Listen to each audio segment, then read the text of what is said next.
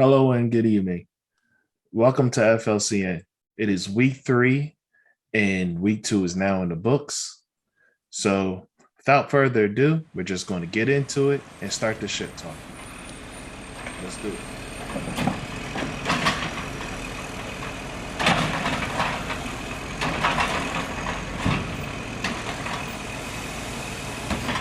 It's the Trash Player League. Let's get it.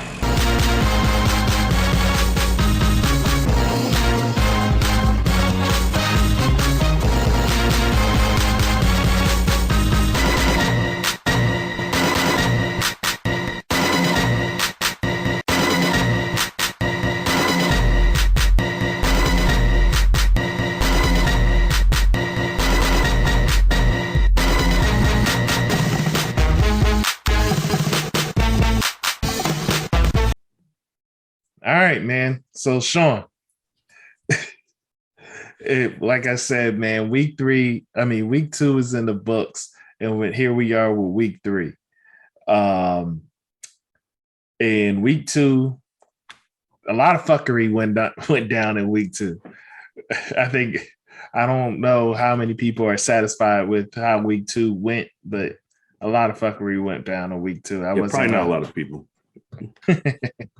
Yeah, I don't know, man. Maybe it's just because the bitter taste of losing, but it is what it is, man. A lot of shit talking went down in week 2, before and after, man. How'd you feel in there with some of the stuff that was going on and what was being said? Well, see, for me, this is the thing. Wasn't a lot of trash talking happening leading into week 2. Not from anybody talking shit to me, and not from me talking trash to anybody. So but I'm not gonna lie, I was walking into this pretty confident. So yes, after the fact, what I'm saying, yeah, the trash talk. How I feel about it. I'm 1-1, just like everybody else in the league. I don't feel no type of way about it. They can talk whatever they want to talk, but the people that was talking was also 1-1 with me. So, that's how I feel about it. I'll take heed to their shit talking once they do a couple of things first. Once their record becomes better than mine, and then maybe if they continue to talk shit before they know that I'm already losing or about to lose. You know what I'm saying? It's easy to talk shit, once the score is what it is, you know what I'm saying? All I know is some of them wasn't talking during the week. I ain't see no chitter chatter or nothing during the week. And then all of a sudden, when I'm like, oh man, I'm losing this game, I'm about to lose. Now people want to chirp. So yeah, man. Listen, some people seem to think that I was on some fake shit. Like, I was faking like being humble and shit or whatever like that. But I wasn't being humble at all. I just really believed that my team wasn't going to do shit and that I was going to lose. Like, I just saw that, and I saw that, and I felt that since Thursday. But we're going to get into that with the matchups. You said everybody is at least what is it? 1-1. Well, that's not true. There's 2-0 teams and 2-0-2 teams. Look, but you know what I mean. Maybe not everybody, but for most of us, we're all 1-1 here. So yeah. Sorry, you have to be part of the unfortunate, Mark. Hey, listen, man, it is what it is, man. When things don't work out, it reflects in the scoreboard. Maybe I should have drafted better. I don't know. But we'll see. Or maybe some people should just get their head out their ass and start performing better. Or coaches should start doing better. I don't know. Whatever. It is what it is. It's the beauty of fantasy football. You could draft the perfect team and shit could just go left. Definitely not saying your team is perfect, but we'll get into that. We'll get into that later when we break down your game. So, all right, yeah. So my team's not perfect. Cool. As you can all see, here's your week 2 scoreboard. I choose violence lost to your players got hurt. Lancelot lost to Raw Dog Supreme. Labarticus Prime defeated Corey's championship team. Big Trust defeated FTW. We Not From 750 lost to King Foreign and Charles championship team lost to Reese's Buttercup team. So we're going to start with the highest point total of the week, which was King Foreign versus We Not From 750. All right. With a point total of 166.68 to 130.40, We Not From 750 took a crushing defeat this week. And this was a bittersweet defeat for him because, the guy that was on CPT time, that's Rodney. That's this guy right here. And he magically lost to Derrick Henry, essentially. That 30 points, that 30 points that he lost by. There's a 30-point difference exactly between what Zeke gave him and what Derrick Henry gave King Foreign. It's crazy. It's crazy. The irony, man, he's going to be having nightmares about this, Mark. Yes, the irony. He lost by 30 something. He lost by 36 points, and there's a 30-point difference between Zeke and Derrick Henry, which is interesting here. And then the next point that I want to point out here is that you have TJ Hawkinson giving him 20 points. This was an excellent pickup in the 7th round, and it's very clear that TJ Hawkinson is the only go-to guy in Detroit. Now, it seemed like I wonder what that's going to be like going forward once we get into week 5 and teams start really keying in on the fact that, you only got one guy. I wonder what that's going to look like later on. And then lastly, you have a kicker giving him 17 points, giving King Foreign 17 points to 5 points from We Not From 750. So the biggest thing here is that King Foreign had all hands on deck. Nobody scored outside of Jarvis Landry, who got hurt, scored less than 10 points. Everybody was in the double digits for this team. And Derrick Henry pretty much made up for anything that Ryan Tannehill didn't give him. This is why that tandem is perfect, because if all the touchdowns are going to come from Derrick Henry, it doesn't matter because these two guys are on the same team. And if Ryan Tannehill is stealing the touchdowns for Derrick Henry could get all the yards. Tannehill can get all the touchdowns. You're still not missing out as long as they're performing high. Now, if they have a bad effort or a bad game, then it's going to be pretty much downhill from there. But that's the give and the take of when you have tandems like that. So that's the end of my 3 and out. So, Shawn, you have anything you need to see? The only thing that I'll point out is whenever you get 36 combined points between your kicker and the defense, chances are you're going to win that. You're going to win that game. Yes, absolutely. You're absolutely right. When your defense gives you 17 and your defense gives you 19, it's nothing more than you can ask from that. Now let's just go look into the bench before we get out of here with this team. So Sutton had 24 points sitting on the bench going up against Jacksonville. I probably would have played Sutton over Jarvis Landry, but it doesn't matter. It doesn't matter in this particular situation, at least not for this victory. But like I said before, come to the end of the season and you want that bye week, it may matter because it may come between you and another team and you have the same record. It may come down to your point total. And you're going to be missing pretty much 23 points in that situation. Yeah. For the record, I would start Courtland Sutton every day of the week over Landry, regardless of matchups. Yeah. As of right now, with Teddy Bridgewater at quarterback. That's just me. Hey, I feel you. I was just shooting some bail.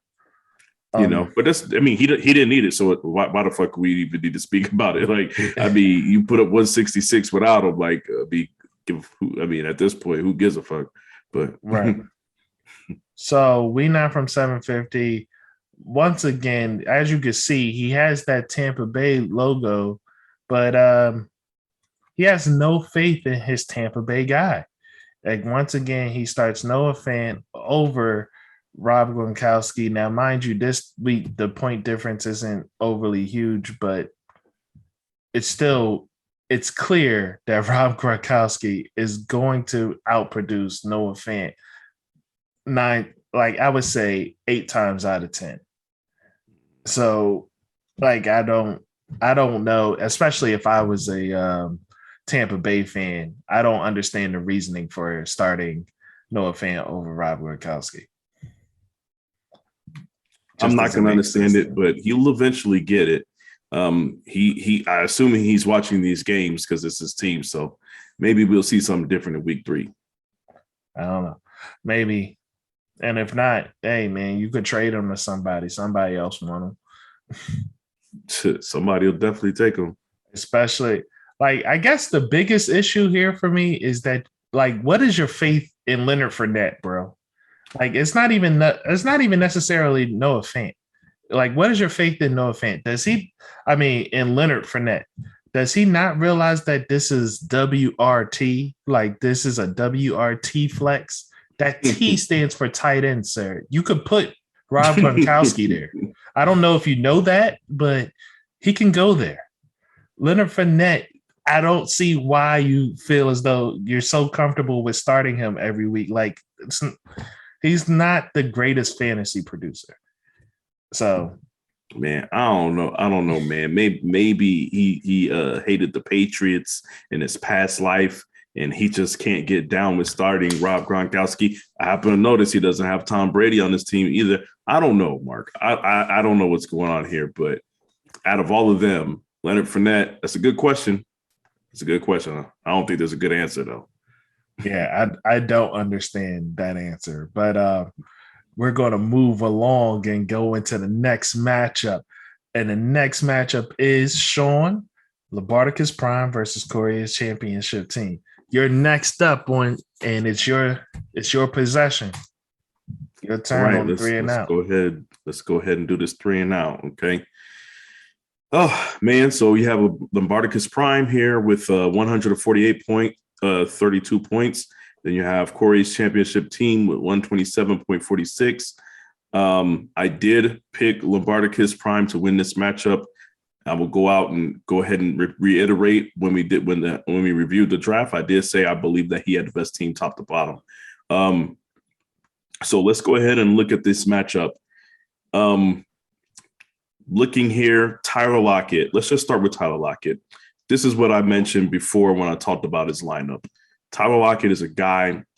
He could get you. He can get you a myriad of points. He could get you 8 one week. He could get you 15 one week, and he could give you a 31.8 point performance like he did this week. And this is why I still say that in a 12-team league, it's important to have guys that can not just show up but show out. You got a lot of guys on your team that could show out, and that's what happens. One person drops the ball, Justin Herbert, and Tyler Lockett picks it up. This and that disparity between him and Julio Jones, Corey got actually a surprisingly great performance out of Julio, but once again, it's another performance where Julio doesn't see the end zone, but he gave him 18 points. So that's the difference. When guys getting a little bit more receptions and a touchdown, and it matters. Austin Eckler, 0.2. You got 22.5 points from Austin Eckler. Had questions about what he was going to do this year, coming off an injury. Offensive line still, to me, doesn't feel like it does a good job run blocking. But if Austin Eckler is going to go out there and get 9 receptions, this is going to happen to you. It doesn't matter what kind of game he has on the ground. 22.5 points is the result. If you got a guy that is enough to go head to head with Christian McCaffrey, and cancel him out, that's another reason why Labarticus Prime wins this game. He did not get smashed by Christian McCaffrey, so he had an answer for that. So if you, like I said, once again, the Justin Herbert dropping the ball, his points versus Lamar Jackson that got canceled out by Lockett. Eckler canceled out what McCaffrey was doing. Now this brings me to my third point, Mark. All of this stuff looks pretty close to even. And then you get down to the defense, Mark. New England Patriots defense gave them 19 points. I predicted that the Patriots would be a top 3 defense in the league, possibly number 1. But I said there'll be a top 3 defense in the league this year, considering who they play and considering the additions that they added to their defense. And I feel like, I can't even contribute these point totals to that. The Jets are just terrible, Mark. But 19 points versus 2 points from Pittsburgh D, where Corey really got let down. And like I said, I'm gonna look at this kicker defense matchup. You got 28 points from kicker and defense with Coach, and then you got 7 points from kicker and D from Corey. So one of the major deciding factors here was the defense and the kickers. There is a 21-point disparity between the two. So there we go. You know what I'm saying? He got hooked up by a couple players, and then his defensive kicker came through. Oh, well, I would like to point out that Pittsburgh defense lost. In this particular week, they had 2 players out. Prior to even going into the week, Joe Hayden did not play, and they also had a defensive TJ Watt. A defensive end that didn't play. TJ Watt got hurt. TJ got hurt during the game. Yes, TJ Watt got hurt mid-game. So at that point, Pittsburgh defense was completely there goes most of your playmakers right there. So at that point, this was already a scary matchup for Pittsburgh, given the fact of how many defensive players they had out just for this week. But now with the loss of TJ Watt, like, you kind of still start Pittsburgh because it's like, well, TJ Watt's still there, so it doesn't matter. But with the loss of TJ Watt, now this is an issue. Yeah, and I will say, particularly for this game, it doesn't help when you have Ben playing the way he does on the offensive side of the ball. There's no way that your defense is going to be able to hold up. So with the constant 3 and outs and giving the ball up, this does not make a good recipe for a defense. So let's take a look at the bench. See if anything could have been done differently. I'm looking here, and Corey, Hollywood Brown. I'll call him Hollywood this week, Mark. Is he for real? I will call him Hollywood this week. This is 2 weeks in a row. Like, is he finally improving as a receiver? I'll be honest with you, Mark. From what I've seen with my eyes, he has improved as a receiver. Has he improved to the tone of these numbers? No.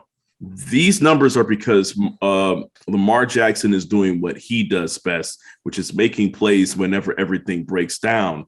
Marquise Brown is just finally getting wise enough to get to the open spots on the field instead of just ending his route. These two games that he's had is the first time I've seen him do stuff like that, where he just says, you know what, the route is over, but I could get open. He's still scrambling. So he's finally understanding. I said this before about him, is if he could figure out how to do what Tyler Lockett does, which is just find an open spot on the field, while the quarterback is scrambling, then he'll be able to eat. I watched Ted Ginn's sorry ass do it for a year with Carolina. So I know that Marquise Brown should be able to do it. And that's what's happening here. It's just like a recipe for success. They're falling behind in games, and this is what they have to do. They have to throw the ball to keep up. All right. So is that it? Are you ready to That's punt that ball? really it. That is really it. All right. With that being said, we're going to go from We Not From 750 to, we're going to go from Labarticus Prime and Corey to Big Trust in FTW with a score of 154.34 to 120.02. Big Trust takes this victory by a margin of 34 points. This in this matchup, Tom Brady showed up, Mike Evans showed up, and I guess my point number one, or my first down, would be the fact that we explained to Tobias in our last episode that maybe it's the way we came across, and you know how children are and stuff. When you chastise them, even though you're giving them good advice, they tend not to listen. So we talked about how that this week, if there was ever a week to start all three guys, this was the week. And this week, he chose not to do that here. He did take the advice, or he at least chose on his own to start T. Higgins here in this week. And T. Higgins did his thing. It performed well. But right here in his flex, he has a total of 3 points from his flex from Devonta Smith. And if you look here on his bench, Chris Godwin would have gave him 16 points. So he should have, if he was fighting if he was going up a different opponent, the only opponent that could have beat him this week is Darius. And if he was going up against Darius, he would have regretted that decision of starting Devonta Smith. And I'll be honest. You mind if I chime in real quick here? Just to add to that, Mark, this is what we talked about, the indecisiveness that's going to come with this. But I am not mad at his decision to start T. Higgins. No, absolutely. You can't be mad at this decision to start T. Higgins ever. It's the Devonta Smith thing that throws it off. I'll be honest, I still don't feel, I feel like I can understand. I'm not mad at him. Listen, I am. Clearly you are. Yes. But it is what it is. He outperformed me this week by a wide margin. So what can you do? And most of that came from Aaron Jones. 41. Aaron Jones gave him 41.50 points. So 41.5 from Aaron Jones, well outperforming his projections this week. Pretty much every touchdown that Green Bay had, it was an Aaron Jones touchdown. I think it's outside of one. So Aaron Jones, he ate this week. Yeah, he ate well. Is that something you can expect every week going forward? Absolutely not. But one thing that we know for sure is that Green Bay has a high commitment to Aaron Jones this year, and that split back stuff that they were doing with Jamal Williams doesn't seem like they're doing the same thing with their current depth chart.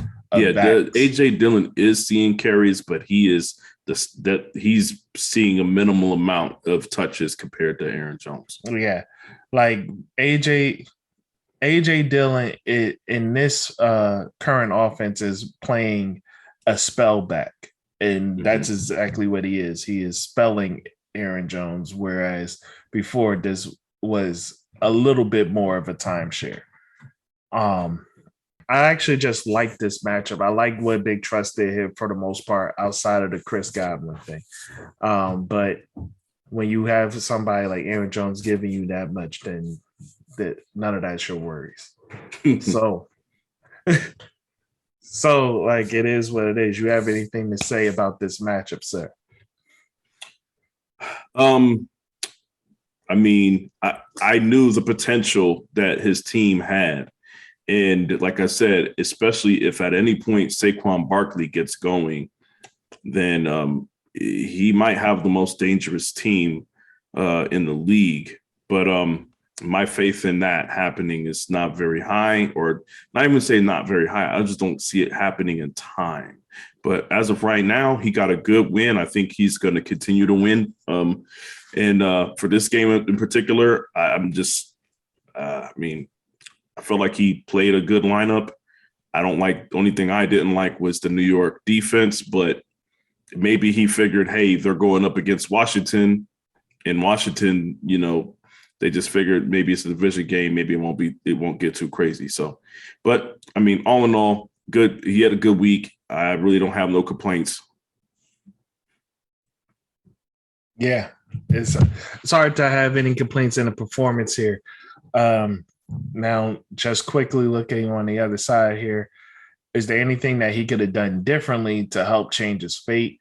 And right away, you do see one thing that could have helped change his fate is he lost by a difference of 34, and he would have gotten 22 from Buffalo. So Mark, not only is his team auto drafted, but it's on autopilot apparently, because if I'm not mistaken, Mark, this is the second week in a row that I've seen Buffalo's defense on the bench, Mark.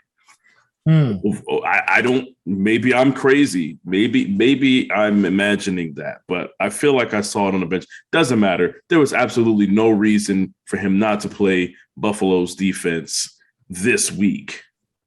There's absolutely no reason why he should have played Washington versus the Giants. But granted, I didn't think that Washington was gonna only give him 2 points, so I'm not gonna be too mad at it. But having two defenses and then having Michael Carter as your backup running back, I don't like that. I don't like what he has set up on his bench.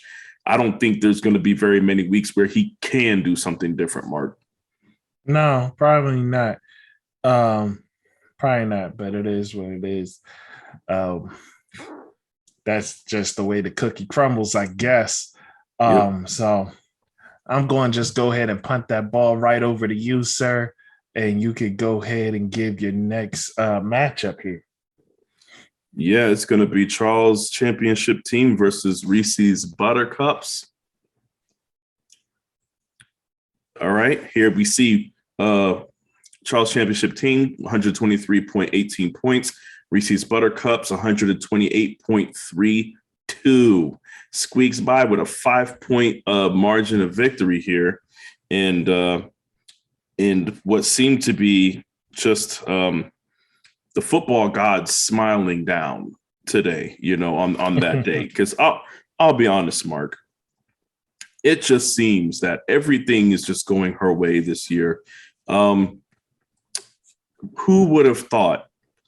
Forget just about what we saw week 1, Mark. Who would have thought after what we saw last year from this offense in Dallas and in week 1 that Dak Prescott would end up giving Charles 6.48 points in this game? That right there is the main reason why Reese's Buttercups was able to win this game. Right there. That disparity is insane. I just don't understand how Dak Prescott walks away with 6.48. With that said, Mark, it seems quiet as kept. The Chargers defense is doing very well against the pass. Horrible against the run, but very well against the pass. So that was my first point. That quarterback disparity is a big plus. Once again, Patrick Mahomes doing what Patrick Mahomes does.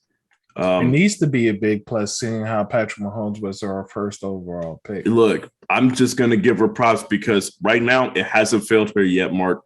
So she's going to get props for it. She got a little help, but that's fine. Okay. Then the next thing I wanted to point out was, man, this hurts. Once again, Charles, you get 36 points from Cooper Kupp.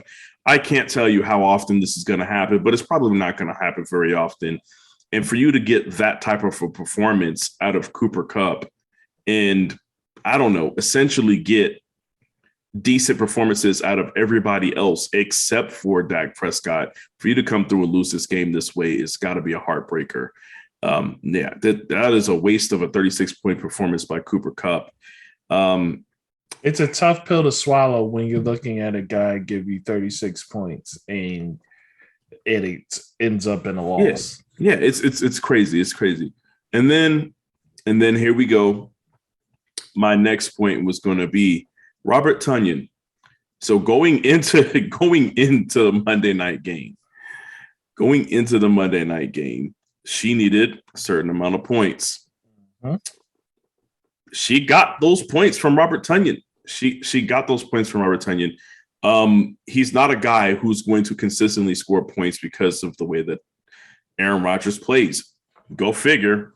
They wanted to shade Devontae Adams all night, which opened it up for the running back, I should say, to eat, and for Robert Tonyan to get a TD.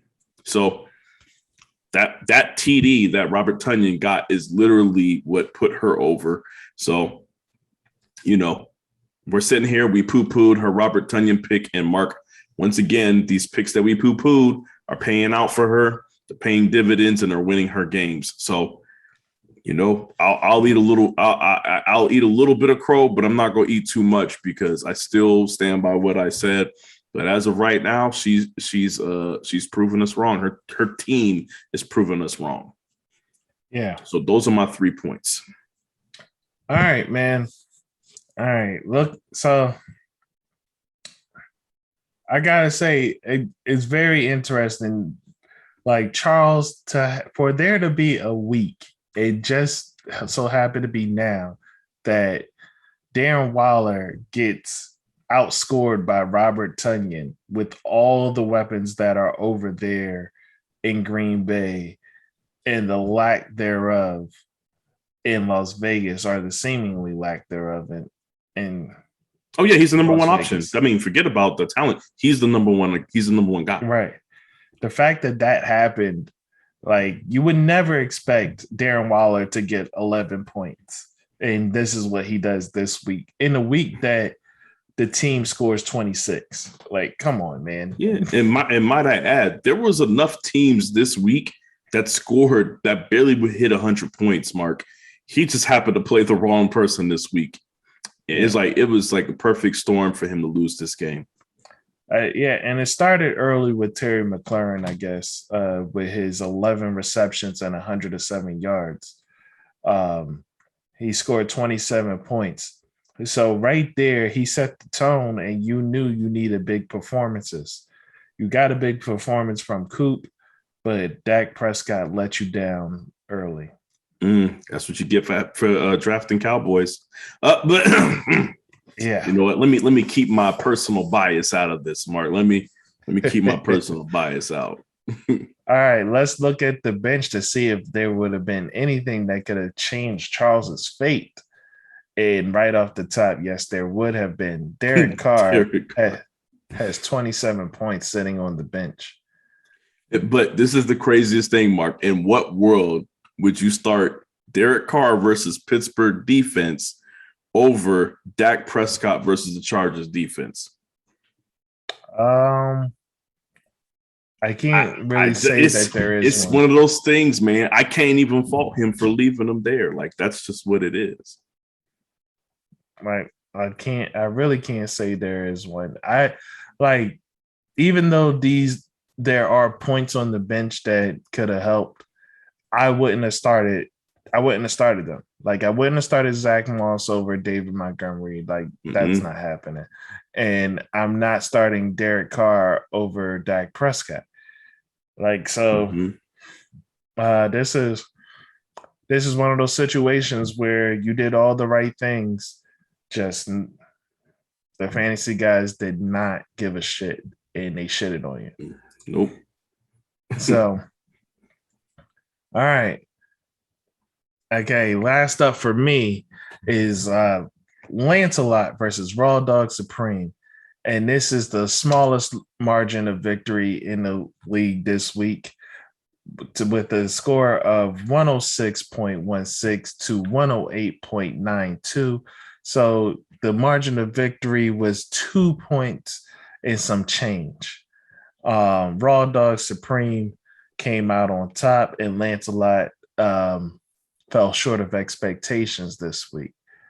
So looking at it right off top, point number one that I have here is that Tyreek Hill underperformed. He gave a 5-point performance, and this is one of the reasons why I wanted to avoid him in the draft, is because I've had him before, and he has these games.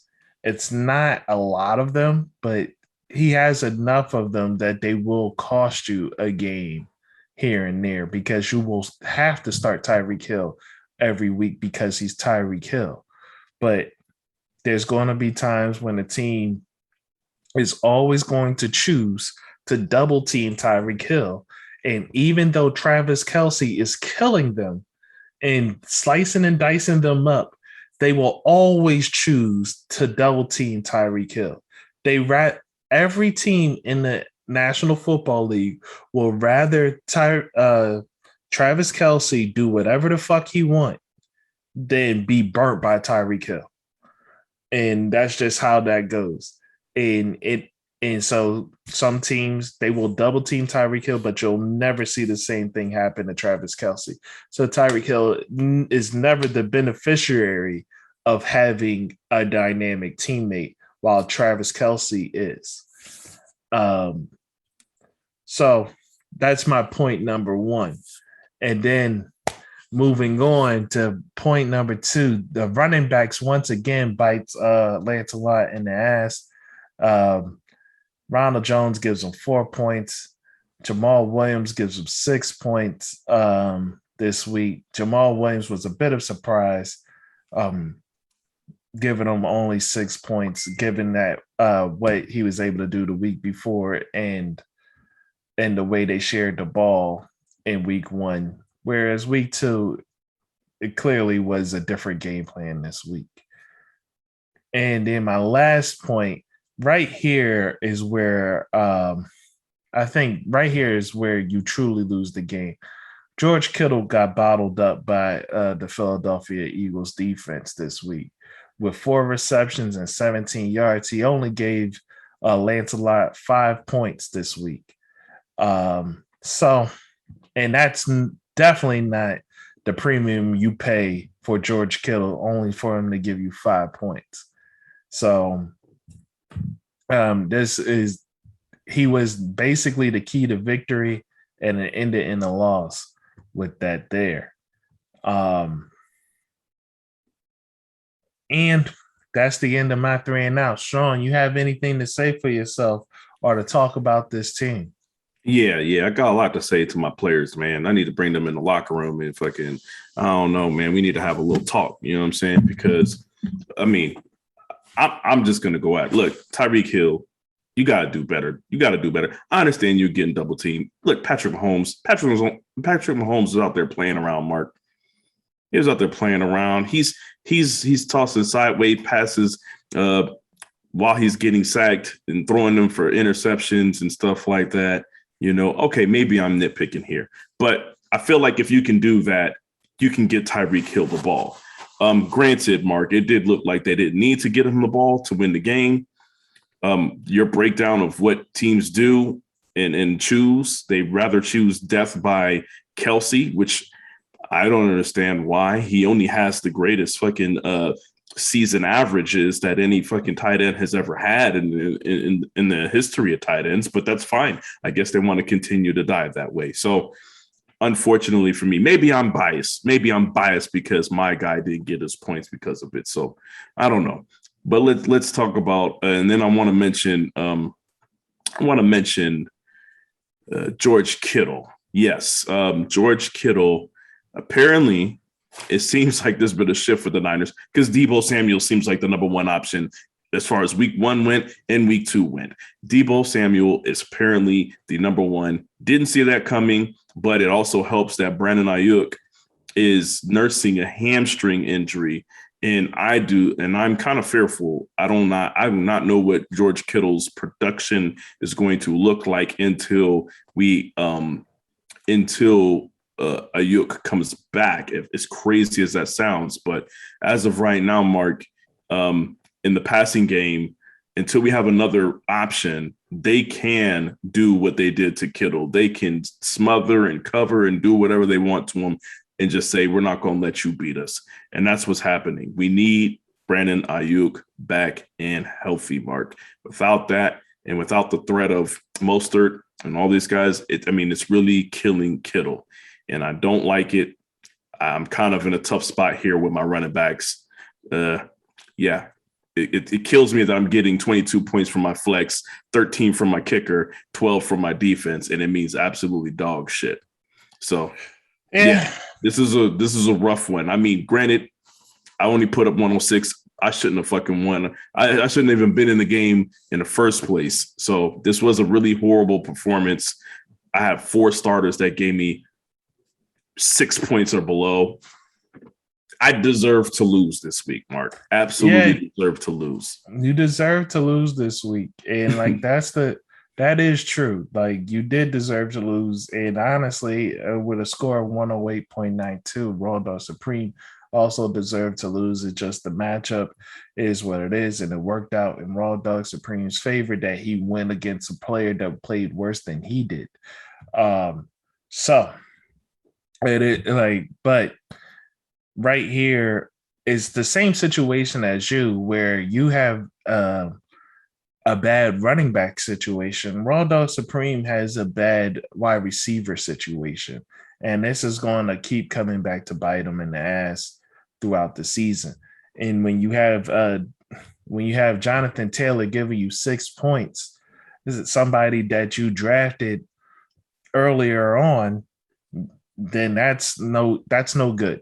That's no good, especially given the wide receivers that you have. You need him to score his points because your wide receivers is a crapshoot of what they're going to do week in and week out.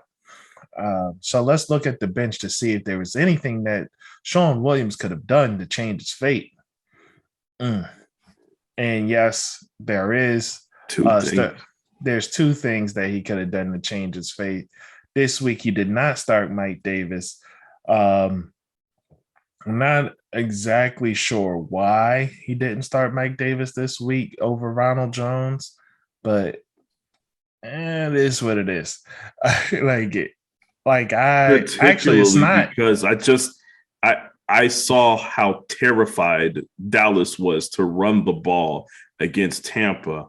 And I'm like, if they're terrified, I mean, did you see the Atlanta offense of week 1? Anemic, as they say. There was no offensive line. There was nothing. There was no chemistry. I felt like I damn sure couldn't trust them in the running game against Tampa defense. And I didn't think there was going to be enough passing and enough scoring and ball moving down the field for him to do anything in the passing game, which clearly I was wrong about. Yeah, but here's my issue. My main issue is at this point, we know what Ronald Jones is. And what we know is he's not a talented running back by any measure. Like there's not a whole lot that he does well. Like he can run and he's shifty and stuff, but he puts the ball on the ground like consistently. So when that being said, that cancels out anything he does running wise. And I honestly thought he had a better chance.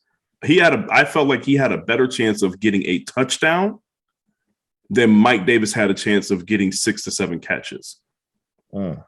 That's what it came down to, because I felt like they were just going to dog walk Atlanta and the game script would change, at least maybe the fourth quarter. Maybe he gets a garbage time touchdown. I don't know. That's what I thought. I thought it was just going to be a complete wash, but Atlanta actually made it a game all the way up to the third quarter. All right. So yeah. And you pick this guy up and you sat him on the bench. I wanted this guy, and this guy is the reason why I called you a loose bundle of sticks. So Jawan Johnson, I wanted him. I was looking at him, and I wanted him. Now I'm appreciative that I didn't get him because his performance was pitiful. I just wanted to point that out because I saw it. And when you were questioning like why am I all that? This is why you were all that. I'm pretty sure you knew why you were all that. Oh, I mean, I said guess. that right after you did it. Yeah, I could guess, it was very interesting. I'm like, I just picked up a couple of guys that I thought nobody was paying attention to, but that's fine. But yeah, clearly paying attention to him was a waste of time. So at the end of the day, I just have nothing but thanks for you, brother. You saved me from a bad decision, I guess. You're welcome. All right. But now with Sterling Shepard, I wouldn't have started Sterling Shepard. And remember, that was the Thursday game too.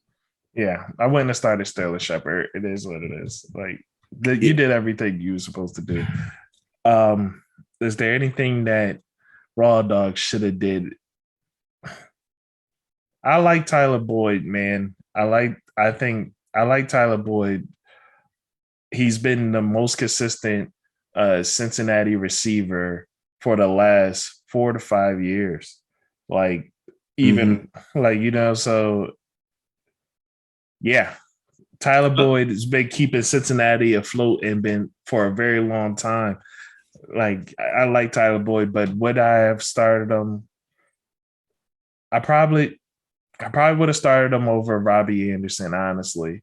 And the main reason being is because they were going up against New Orleans. I thought New Orleans was going to actually play some lockdown in this situation, and apparently they did that. I mean, but Robert Anderson was not the beneficiary of any of that. I'm pretty sure I did not pay close enough attention to this game to know who Robbie Anderson was being covered by. But if he was the one that ended up being covered by Lattimore, then it makes sense why he only had 3 receptions for 38 yards. Well, just so you know, DJ Moore did eat. Yes, he did.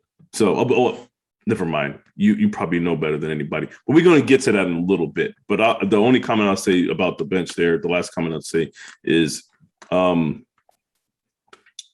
him starting Waddle,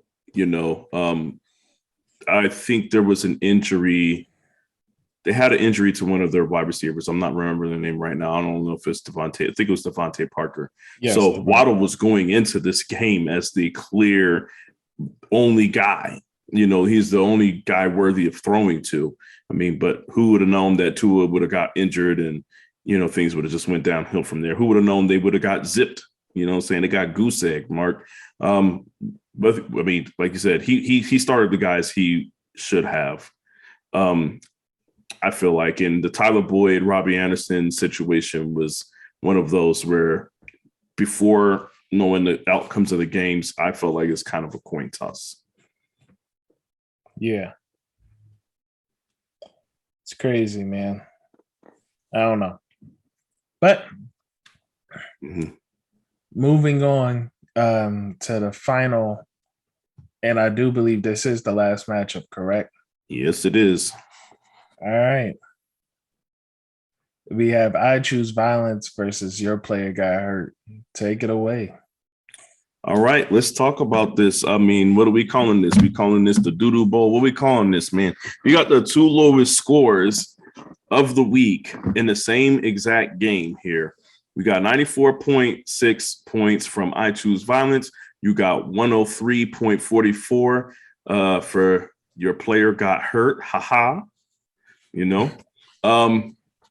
Then we have let's just get into this because this is ridiculous. There's no reason why anybody should win with 103. I just told you I didn't deserve to win with 106. So let's get into it. Right off the bat, what jumps off the screen? Colin Murray, 37.6 points. I believe he might be the leader in points. If he's not, he's probably second behind Tom Brady. But yes, Colin Murray is panning out to be a great kind of a steal when you got him. It's all for nothing in a loss, but Mac Jones 5.9 versus the Jets. Clearly, this is going to be a situation where they are not allowing this man to throw the ball in the red zone. I'm not going to say coddling Mac Jones, but they're definitely protecting him in a way that they should. So Mac Jones 5.9, that you think that disparity should be enough to win a game, but let's find out why I didn't do that. And then you have my second point, which is going to be so many points to make. But my second point is going to be Antonio Brown. The Antonio Brown versus Calvin Ridley matchup. After watching Atlanta last week, I ain't have any hopes for Calvin Ridley to do anything, but this is the type of performance that we expected from him. These are the types of performances we expected from him going into the season. And on the other hand, you have Antonio Brown here, 2.7 points, Mark. And this is what I will highlight. From watching the week 1 game and watching bits of the week 2 game, Antonio Brown is no longer playing in the slot, Mark. He is now playing outside. And we know how Tom Brady is about outside receivers. Yep. Some days you'll eat, and some days you won't. And it looks like this is one of the days where he didn't. You know who's in the slot? Chris Godwin. And that man has now, for the second game in a row, put up numbers. So I'm pretty sure you're aware of that now, but this is one of the reasons why I wanted to avoid Antonio Brown or any receiver in that Tampa Bay situation. I just know that Tom Brady, he will find a guy and he will key in. No. I'm not letting you do that, my nigga. I'm not letting you double talk. You can say, look, I'm not letting you do that. Mark, you're gonna let me finish. You can say the way it played out, but you're not gonna sit here and say that. You were gonna let me finish, Mark. You were gonna let me finish. Did I target Antonio Brown at all? I did not.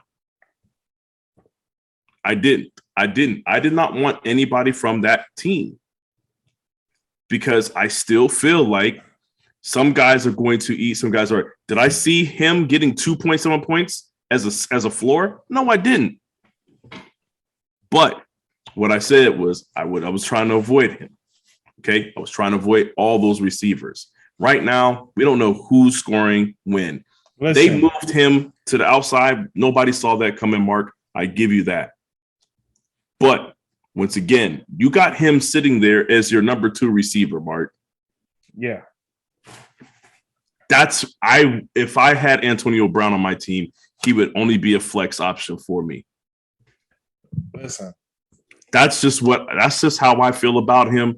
You can say whatever you want. That's how I felt about him. You disagree with me, and I understand that, but it is what it is. So 2 points. 2 points. You can speak freely. I mean, when I'm done here. Point three. Chenault versus Denver. I would not have started any Jaguars versus Denver after what I saw from week 1 performance from the Jacksonville Jaguars. I don't like the play calling. I don't like what the coach is doing. Granted, you would think to yourself, there's high volume. It's 58 balls that went out in week 1. There's got to be something going on here. It has to get something. If I was going to start any one of them, I would only be looking at Marvin Jones or DJ Shark. So I understand you looking at that, and I understand thinking DJ Moore versus the Saints defense after what they look like week 1. But just me personally, I was not going to touch that Jacksonville-Denver game at all. So essentially, I should just never talk to you ever again then, right? That's what we're saying. No, that's not what I'm saying. Because I legitimately talked to you about this. You looked at my matchup. I looked at my matchup. We discussed it. I showed you. I said, would you change anything about this matchup? You said, nope, I wouldn't change it. I would leave it like that. Yeah, sure. Yep, definitely. And now all of a sudden, I wouldn't have did this. I wouldn't have did that. Blah, blah, blah. So essentially, you're saying your word is shit. Thank you. No, well, what I'm telling you is you don't have any other receivers to start over Antonio Brown. But it wasn't so about. What can I do differently about Antonio Brown being where he's at, Mark? Tell me what I could have done differently. Antonio Brown, was it? I'm not. I just wouldn't have drafted him, Mark. That's what I'm telling you. Who gives a shit? What do you want me to tell you? Brown? You got Antonio Brown. Yes, you put him in that spot. That's what you're supposed to do. Like, but so what am I? I'm just telling you how I feel about him. I'm legitimately talking about you. Just shitted on Chenault and the DJ Moore shit, and you sat here with me. So that's what I'm talking about. Look, like, man, so I didn't no, like. It's no look, man. I don't care. No, it is a look, man. Whatever comes out is shit. Mark, it doesn't matter. No, here's the point. Here's the point, Mark. I don't like either one of those matchups. I don't like DJ Moore versus New Orleans, and I don't like Chenault against Denver. Okay? But guess what? I didn't think it mattered because I didn't think that was going to be a deciding factor. I thought you were going to win this. I thought you were going to walk away with this victory. So yes, don't change nothing. It doesn't fucking matter. You got Colin Murray, you got Antonio Brown, you got Devontae Adams, you got Gibson versus New York. You got you know what I'm saying? That's what I looked at, Mark, when I was saying that. You got New Orleans defense. Mm-hmm. You know, yeah, I didn't think it would matter. I honestly did not think it would matter that you had Chenault over DJ Moore.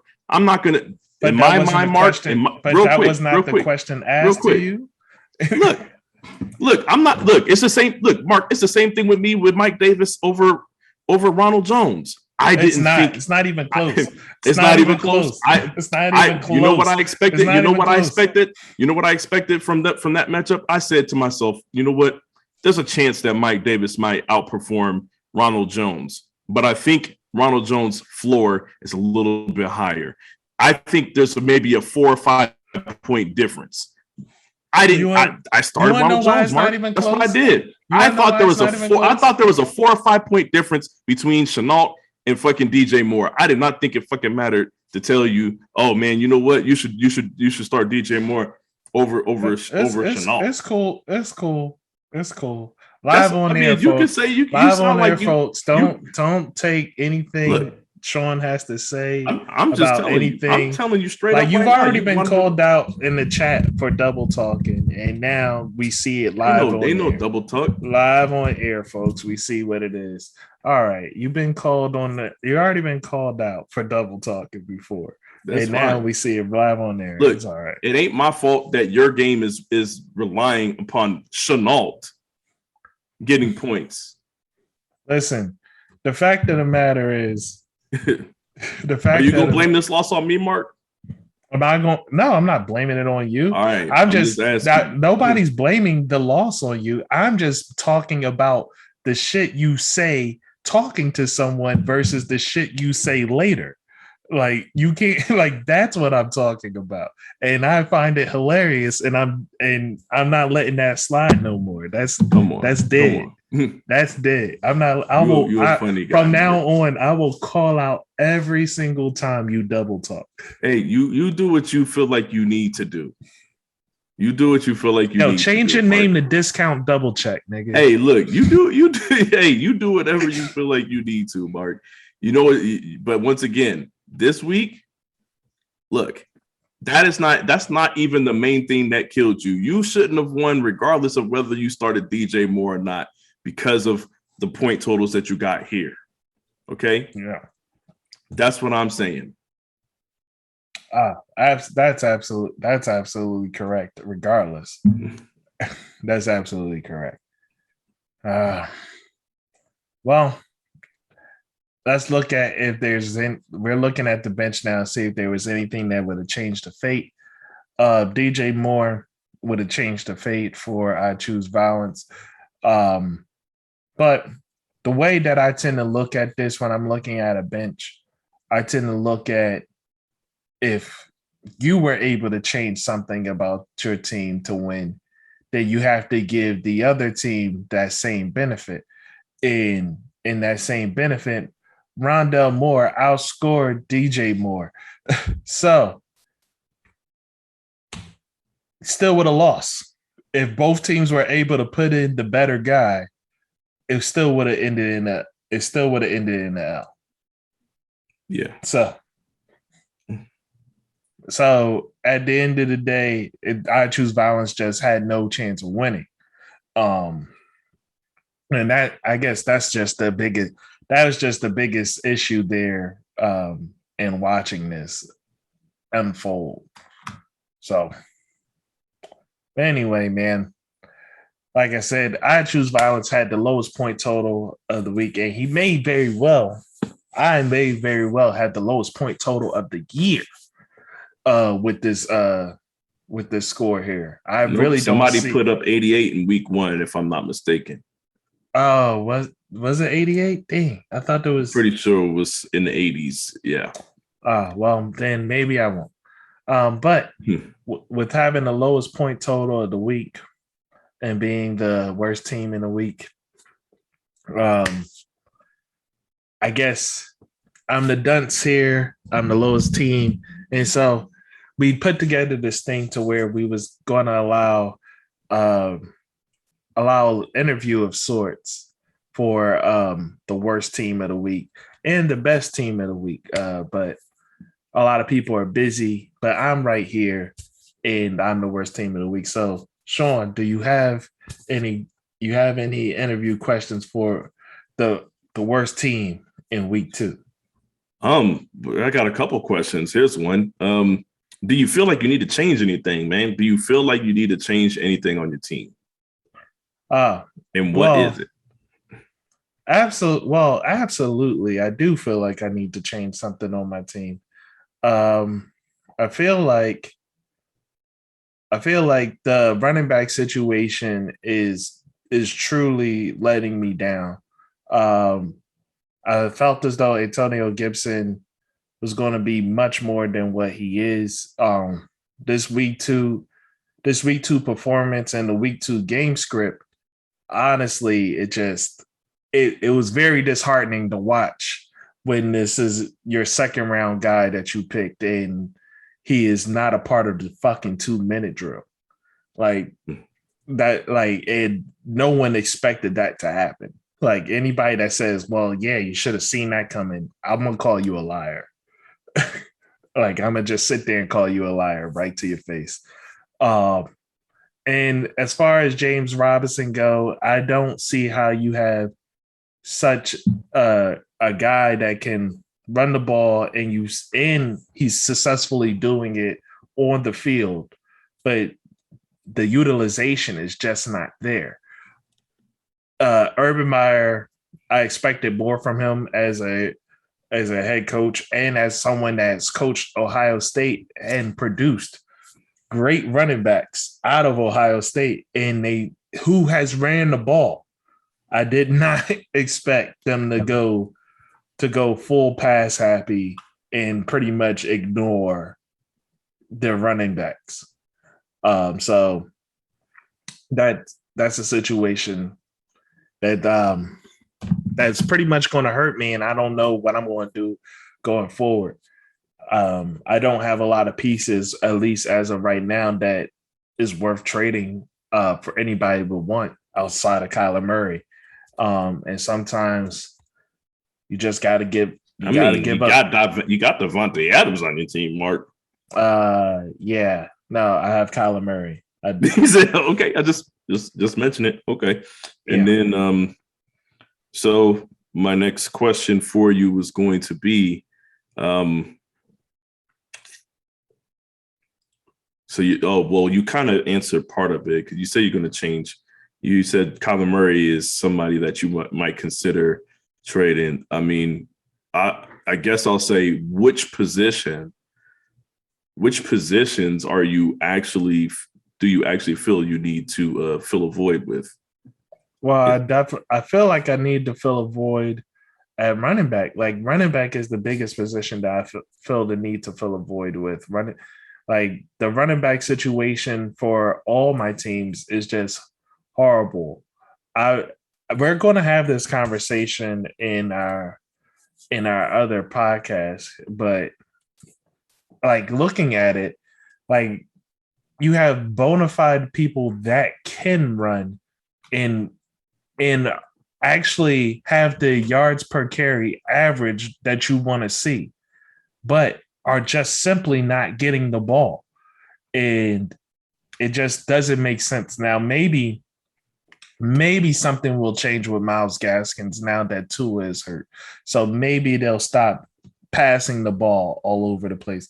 But the fact of the matter is that you have Salvin Ahmed and fucking Malcolm Brown, who are two, let's just face it, subpar running backs, and they're splitting carries in the second half of the game when they can't even hold the flame to the first guy. Like, it doesn't make sense. Like, I understand. Like, I guess here's the issue is that my brain expects a head coach in the NFL or coaches in the NFL to work with some form of logic or some form of intelligence and see, hey, this guy can play, this guy can't. And like, there's some situations when you have a Devontae Freeman and a Tevin Coleman on the same team in their prime. Yes, you split carries. That's okay. I understand you split those carries. But when you have Myles Gaskins and Salvin Ahmed and Malcolm Brown, you don't split carries. Like, what are we talking about? Like, these guys aren't fucking comparable. Like, why are you splitting carries with a guy that's good and two guys that aren't? Got to make it make sense. Well, what I will say, this is a perfect segue into my final question that I was saving for last, Mark. After our discussion, if you will, or argument, whatever you want to call it, that we had at the beginning of the season, before the season started, after the draft. How do you feel about Myles Gaskins' touches now? Well, I will say this: it's still early. It's still early, and the way that I feel about it, like I feel like these guys, I said, I feel like it's just stupid. You were correct. I'm very adamant that I was concerned. Now, what I will say, Mark, what I will say is I didn't expect this. This is even worse than I expected. Exactly. He's getting less than 10 carries. Exactly. This is ridiculous. That's my issue is even with your concern of what you were saying, I was okay with it. I was cool. I was cool. Like, so his floor is 12. Sweet. Like, you know what I mean? I'm cool with a 12-point floor. But like when you're getting sub 10 carries, like what the fuck are we doing? Like, you don't have Tom Brady on your team.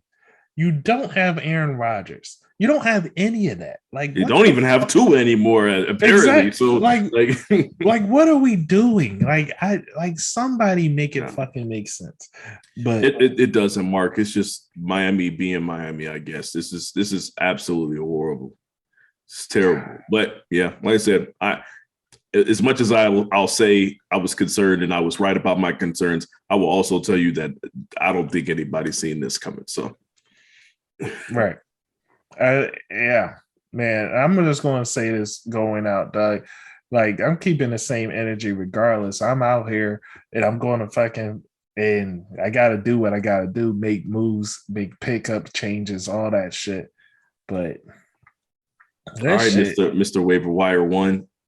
this shit is ugly. I'm going to tell you right now.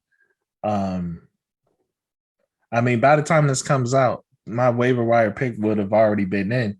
So my waiver wire pick is Cordell Patterson, dog. Yep. Like, so that was my waiver wire pick. Consistent for 2 weeks straight.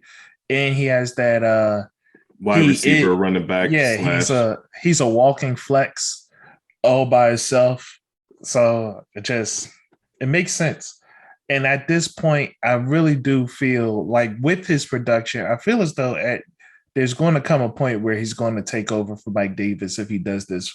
If he performs like this one more week, Mike Davis, that is probably going to flip to Cordell starting and Mike not. Yeah, so I will say that about that waiver wire pickup. That is somebody that I was going to pick up after week 1, but I wanted to see another week of.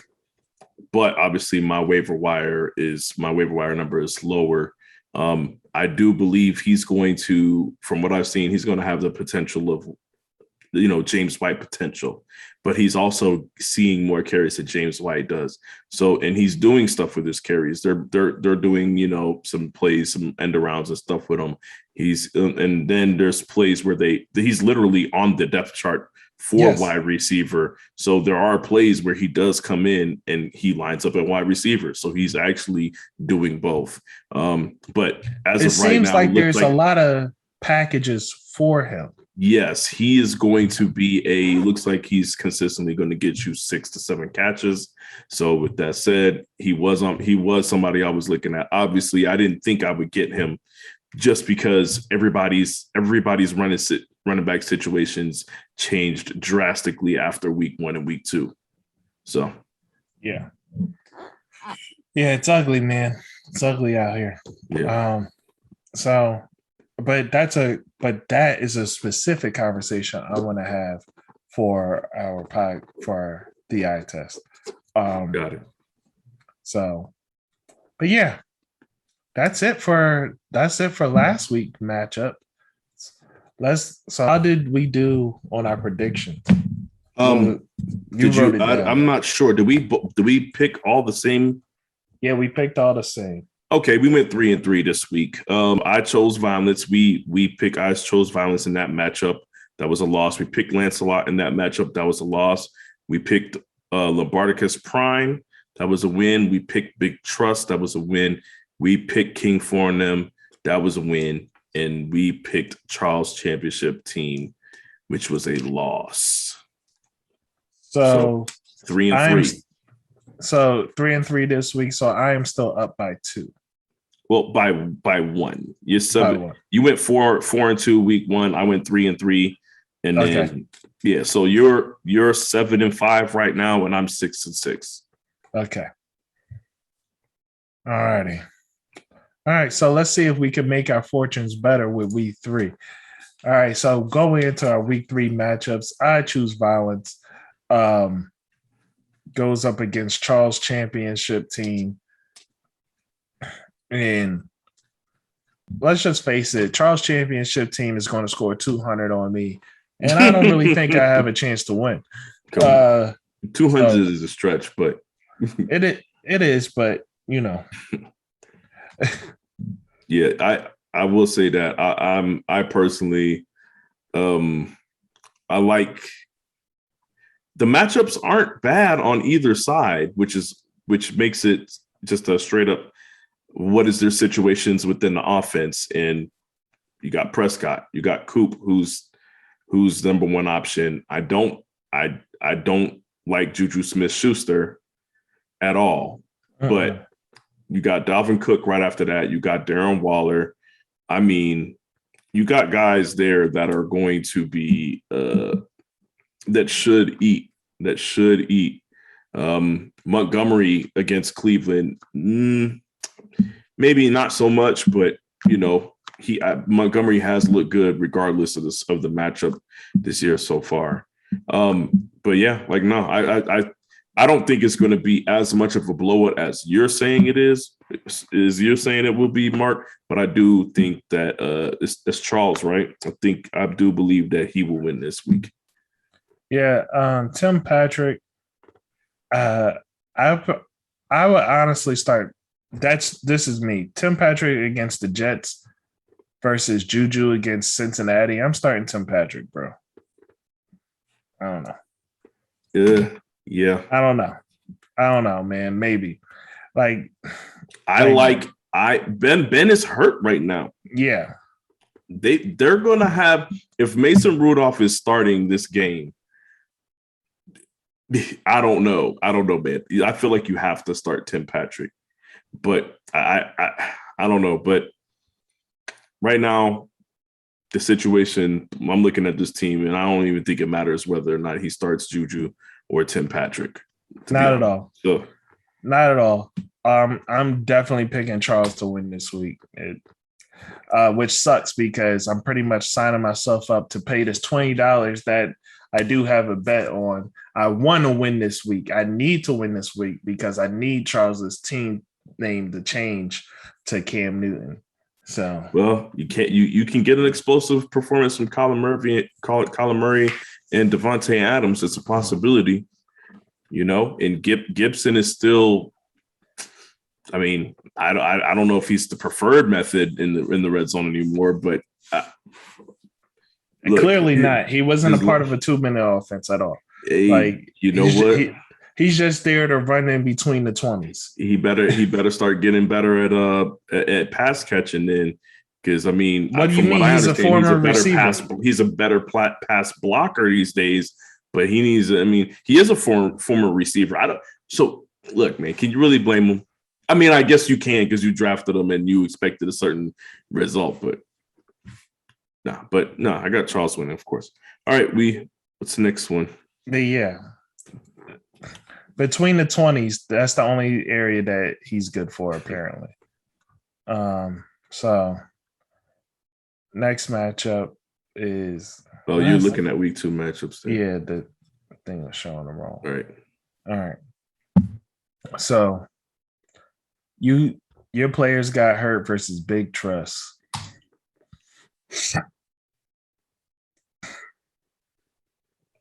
All right. Gonna look at this here. We got let's start over here. Your player got hurt. We got Mac Jones.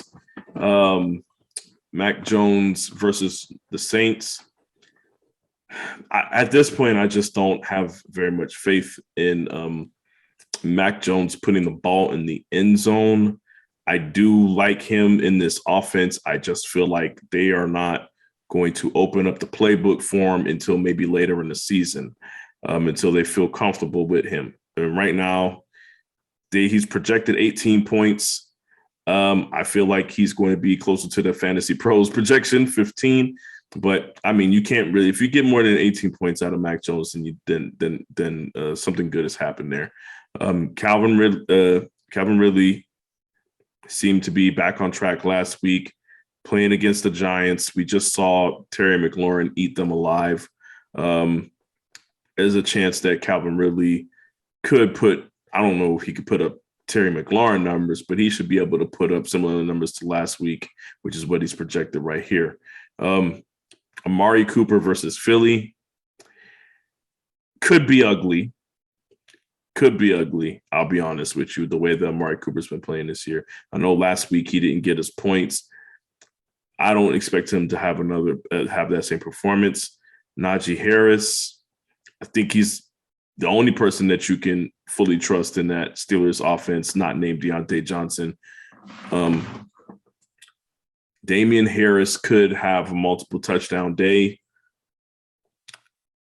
Freiermuth is not going. I just don't see them going away from Eric Ebron. So that's going to be another low scoring performance for him. Deontay Johnson, like I said, he's got Deontay Johnson and Najee Harris going against Cincy. And Cincy's defense ain't what it used to be, but it's still, if you're going to have Mason Rudolph starting, it's still good enough. So we'll see what that turns into. I just don't like having the Steelers receivers with Mason Rudolph at quarterback. And then you have Denver defense versus the Jets. Should be a feast, Mark. It really should be a feast, considering that the Jets have no offensive line. So, I mean, Ricky has some your player got hurt. It's got some matchups that some matchups that I don't particularly like, but he does have some upside with a couple of situations. So I believe he'll score close to what he's projected, which is 123. Then you have Big Trust, Tom Brady versus the Rams. I'm curious to see this just because, I mean, I feel like they're playing a real defense for the first time. So I don't know how crazy I don't know if he's going to get another 4 or 5 touchdown game. I don't really see that happening against the Rams, but we'll see just how invincible Tom Brady is.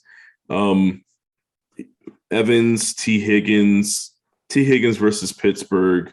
Considering the Pittsburgh injuries, I think those are going to be matchups that are going to get exploited there. The T. Higgins one. Aaron Jones versus San Francisco. We've looked a little shoddy at times versus running backs, to be honest. And I don't know if we can do anything about the Aaron Jones situation. Because even if we stop him from running, he'll be catching out of the backfield. Saquon versus Atlanta. If there's ever a time for Saquon to eat, now would be the time. So yeah, it looks like Big Trust has a lot of he has guys that have high floors here and still have the possibility of a high ceiling. So all in all, Mark Andrews, Detroit, I expect that to be a game. Smith versus Dallas, he should put up numbers. I like Philly in this matchup to put up a lot of points with Jalen Hurts at quarterback. And then you got New York defense, which I think is dog shit. But, okay, let me not be disrespectful. It's not dog shit, but it's not going to be I don't know. I mean, I don't know if it'll get you any points versus Atlanta. You need turnovers for that. You need sacks. They just haven't been able to get it done. So, I don't know, man. It looks like there's more. I feel like there's more upside on Big Trust's side here, and I like the stability that he has over there. I'm gonna roll with Big Trust in this matchup here. All right, you're running with Big Trust in this matchup. Yeah.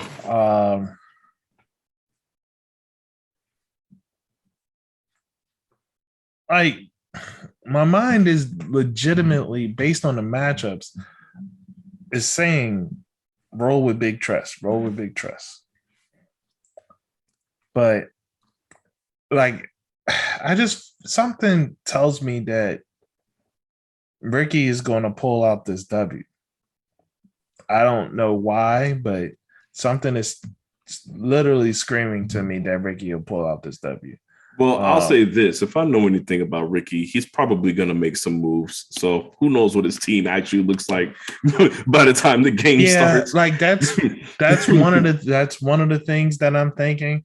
And the fact that Amari Cooper is he only had 5 points last week. I think that flips this week. I think with Dak Prescott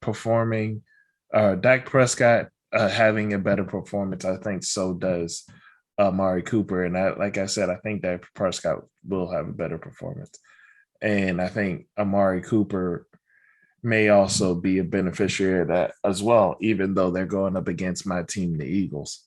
So I'm going to go the opposite of you and pick Ricky to win this. So that's our first opposite for this week. And so next up in week 3 matchup, we have Lancelot versus Corey's championship team. All right. So in this matchup, you have Lamar Jackson going up against Detroit, Justin Jefferson going up against the Seahawks, Julio going up against Indy, Christian McCaffrey, Houston, Miles Sanders, Dallas. All right. I've seen enough. I'm just calling it. I like what Corey has going on over here on this side. This is saying it's a 50-50. Like, this is the first time where they're saying, like, yo, they can't decide. And they pretty much have you guys with the same point total. Josh Allen against Washington. Depends on what version of the Washington football team shows up.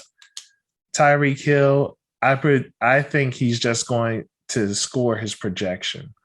I think he's going to give you like 18 points. I don't think he's going to blow up or anything. I think he just will get what he's supposed to get. Now, Stephon Diggs against Washington, like I said, depends on what version of Washington shows up. Your running backs are still bad. George Kittle, I don't know. For me, I'm just looking at it. I like Corey Championship teams matchups better than I like Lancelot's matchups. So, and even looking at the bench, I still feel the same way. So I'm just going to go with Corey's championship team. How about you, sir? I'm looking at it, and this is the thing that I'm looking at with my team. Josh Allen, the Bills seem to have a newfound commitment to running the ball this year, Mark. And it seems as though they're protecting Josh Allen. They're protecting his health. Seemingly, they don't want him out there throwing the ball all over the place. If they got to get him to that paycheck. Yeah. So right now, playing against Washington, though, I do believe they don't want him seeing those pass rushers. So I do believe there will, again, be a commitment to the run in this game. He's going to have to pass, though. He's going to have to pass some. But we'll see how it turns out. But he's projected 26 at this point, Mark. I don't believe he's going to be more than a 20-point average guy with the way that they're calling the games. So I feel like that's not going to be it for me. Tyreek Hill, who knows what he's going to give me. He might give me 5. He might give me 37. But up until this point, he's won me my first game, and he's lost me my second game. So right now, Tyreek Hill, I think he has a decent game. I agree with you. I think he's going to get right around what is projected. And then Stephon Diggs, he only eats when Allen eats, and I'm not sure about this, but I feel like he should get 20 or more, just off of the strength that, look, man, if Daniel Jones can feed Sterling Shepard into a 17-point game, there has to be hope for Stephon Diggs to get 20. Jamal Williams, I don't know what his situation is anymore. I thought maybe with them being down and being in passing situations that he would see receptions or targets, and all the targets went to Swift. Every single one of them in the fourth quarter went to Swift. I'm saying every single one, all of them except for like one. So that was a problem. So, and then Mike Davis, obviously have to start him now.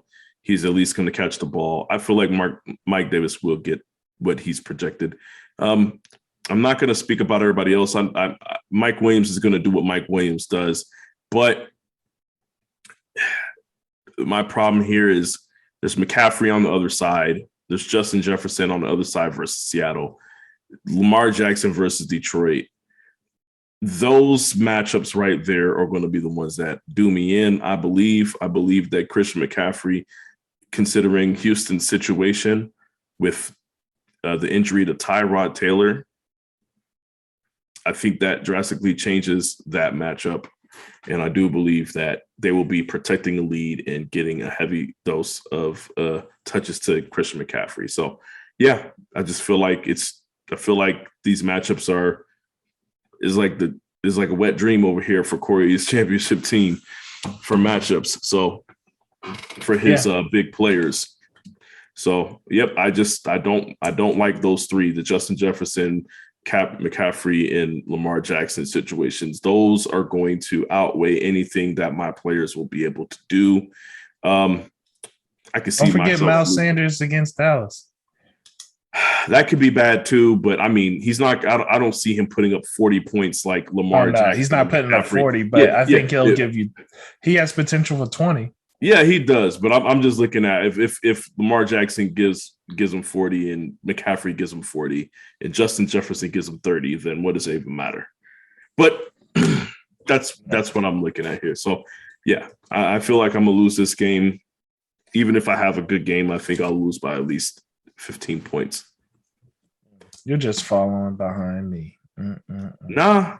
You said you was gonna get blown out by like you said your opponent was gonna score 200. Now that's not. I'm telling you that he has really juicy matchups. Yeah. So all right. Yeah. So very quickly shotgunning this stuff. Raw Dog Supreme versus FTW here. We have Russell Wilson against Minnesota, Robbie Anderson, Houston, Tyler Boyd in Pittsburgh, Nick Chubb against Chicago. These are some tough matchups here, except for the Russell Wilson, Chris Carson, and Kyle Pitts stuff. But outside of that, these aren't the greatest matchups that you want to see, I guess.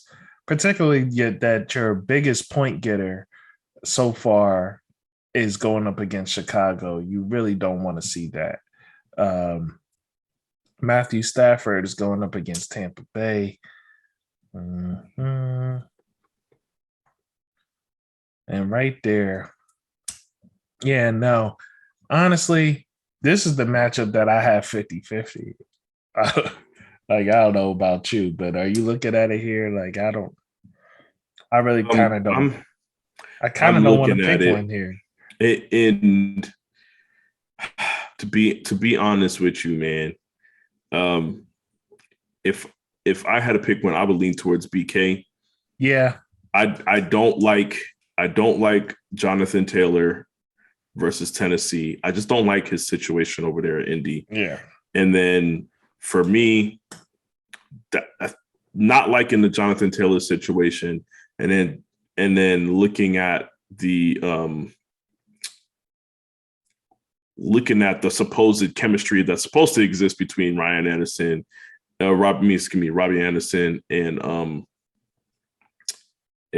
what's his name, Sam Darnold. I really don't. I think his ceiling is like 17 points, but I'm just looking over here, and I'm like, I do like Kelsey in Swift's matchups.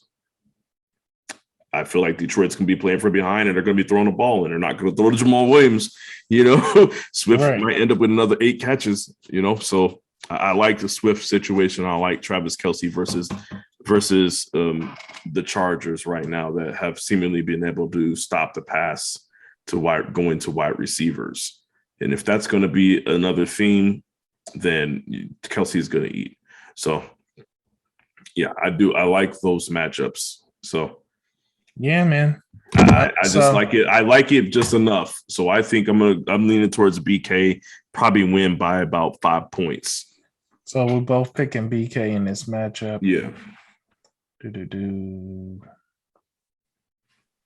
All right. Moving on to from there, Labarticus Prime versus Weed Not from 750.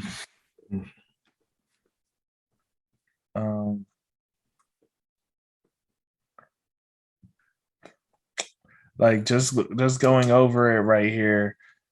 Aaron Rodgers, Justin Herbert, CeeDee Lamb, Allen Robinson, Tyler Lockett, Austin Eckler, Ezekiel Elliott. I don't know, man. Actually, with this one, I think I'm actually just gonna go with.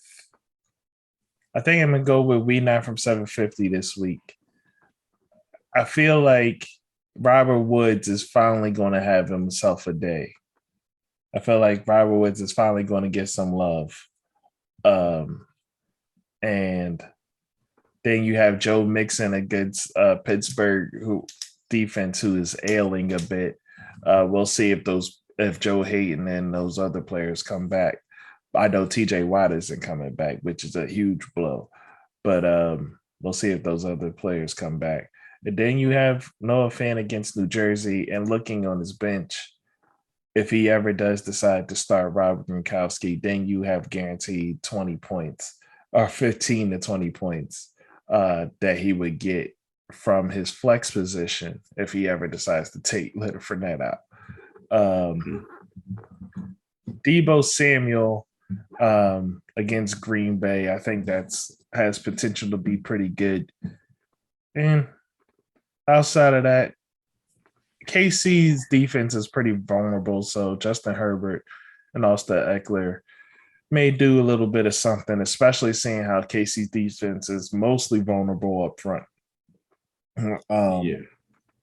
So, yeah, that's it. I think I'm gonna go with We Not from 750. I'm leaning towards Labarticus Prime in this matchup. CeeDee Lamb, he's been the check down guy. He's been the check down guy, and that means something. So I believe his floor is right around 15 to 17 points. That's his floor. You know, if this Philly game turns into anything, if Dak Prescott could get going, then I feel like CeeDee Lamb's going to have a game. Herbert could have a game here versus Kansas City. The Kansas City games turn into shootouts regardless, just because they're able to run up and down the field and score quickly. He's going to have a lot of opportunities, is what I'm saying. Then you have Austin Eckler, self-explanatory. But really, I think the key to this victory is going to be Deebo Samuel. Deebo Samuel is look, the Niners historically just play very well against Green Bay. They usually run up the score, usually becomes a shootout or just a thrashing. And if anybody on the Niners is going to eat, it's going to be Deebo Samuel. That's what we've seen so far. I expect another big game from Deebo Samuel, but also he has Mitchell as his running back. He's questionable. Don't know if he's going to play. If he does play, he will be the lead back. If he doesn't play, I expect coach to throw in somebody like James White, who, he's possibly going to go out there, get another 8 catches, have 15 points. So I feel like he's solid in that department. But I honestly feel like whatever performances that We Not from 750 is going to get from Aaron Rodgers, Joe Mixon, even possibly Robert Woods, that's going to be counteracted by CeeDee Lamb, Tyler Lockett, Eckler, and Deebo Samuel. So, yeah. Yeah, I don't know, man. I just don't see We Not from 750 going down 0-3, 0-3.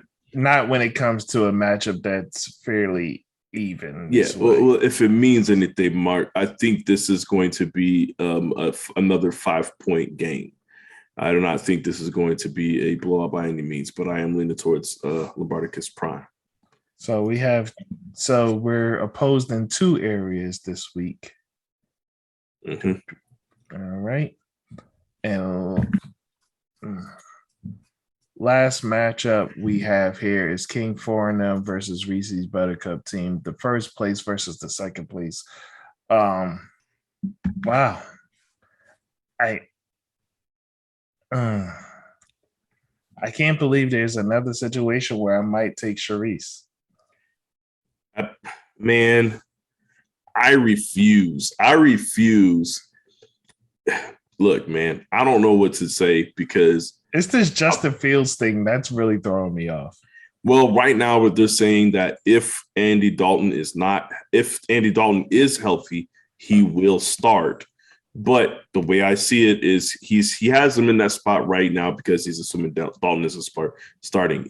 I believe he will throw Tannehill in there, if he finds out that Justin Fields is not starting.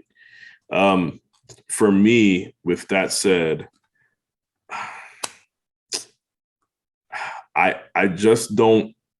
I'm going to do this one more time, Mark. One more time. All right.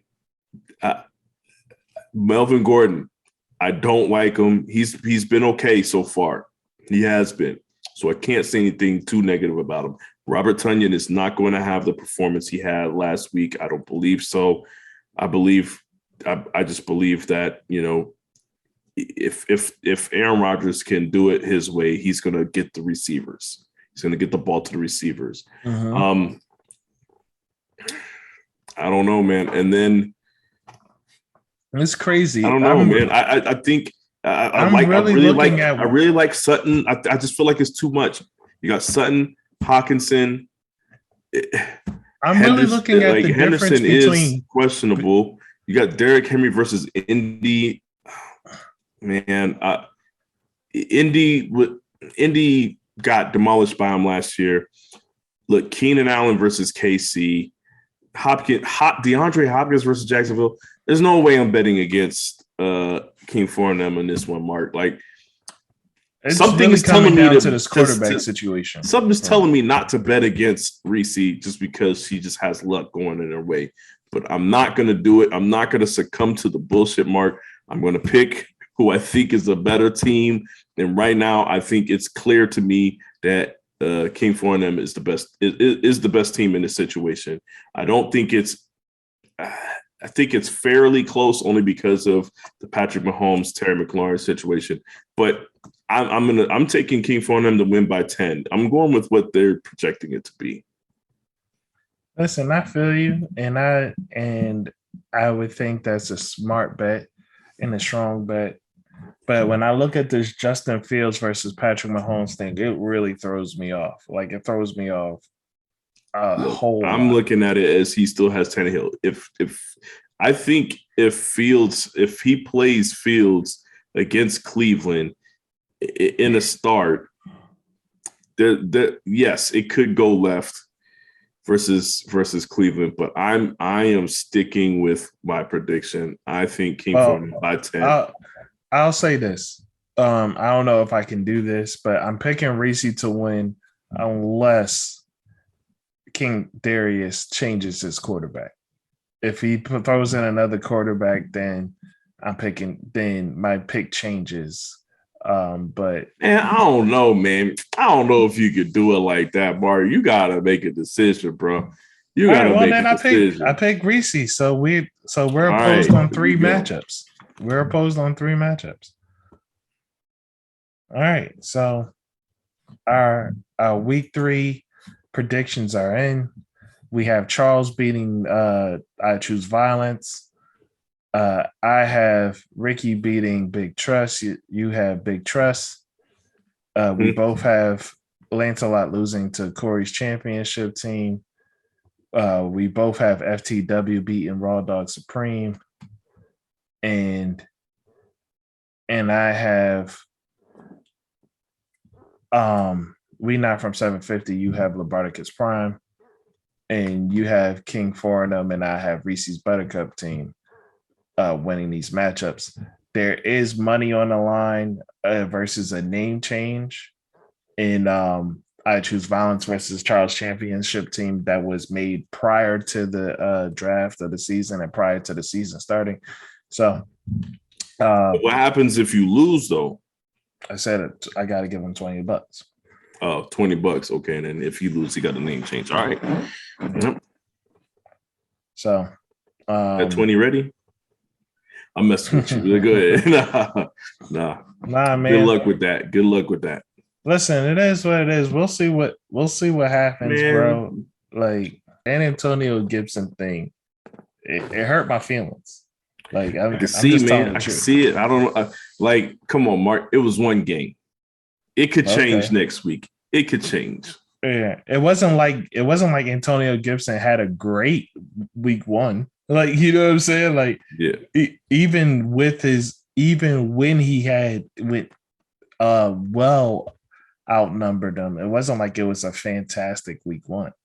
So like that's where it bothers me. It can change. I mean, it's the first 2 weeks, but like that Antonio Gibson thing really it deflated me, dog. And we'll see what happens going forward. Like Antonio Gibson could give me 40 points and shit, and I would still be like, oh well, we'll see the next week. Like I'm just like, all right, cool. We'll see how this works out moving forward. Yeah, we shall see, man. I'm about to change my name to The Meek Shall Inherit the Earth. Come on, dog. This is terrible, man. I'm gonna need you to be in better spirits, dog. I'm gonna need you to do some shit talking just to make yourself feel better. You know what I'm saying? I don't know. I don't know what you need right now, Mark. But I don't like this, man. I will say this though. Don't get it fucked up, Mark. You start out 0-3. I'm gonna have some shit to say, but and I'm sure a lot of other people will. Yeah, so, if I start out 0-3, then I'm gonna have some shit to say. Like, it just is what it is. I got nothing to say. But even with nothing to say and being in my lowest state, it's still fuck y'all. It's still I'm still choosing violence over everything, even if I get fucked up and get my teeth punched in. So that's all we got for this one. Sorry I gotta be mopey, guys, but it is what it is.